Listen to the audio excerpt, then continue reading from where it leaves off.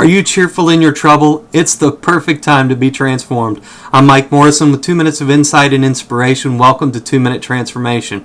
You know, John devotes nearly 6 chapters of his gospel to the last night the disciples spent with Jesus before his arrest and crucifixion. And he records with great detail the things that Jesus spoke to them before going off to the garden where he would ultimately be betrayed.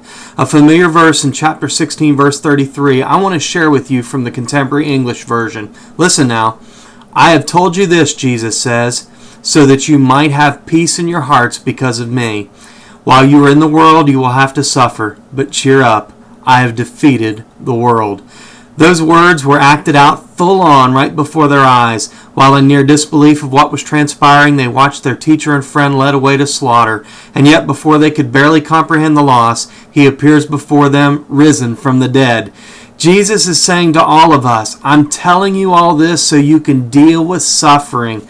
There's a lot of suffering in the world. Just this week we saw the devastation of nature unleashed. You have to step back and wonder why.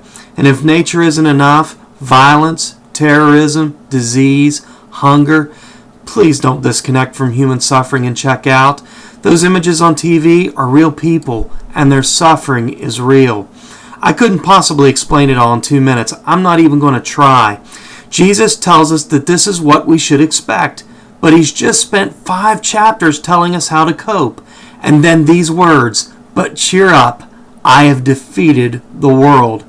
I'm sure it looked like it was over that Saturday night as the disciples hunkered down in a locked room, but Sunday morning brought a victory that completely eliminated their pain as Jesus stood triumphant in their midst. So if the stuff of life's got you down, remember, especially now during Holy Week, you can have peace in your hearts through Jesus. So cheer up, friends, and be transformed.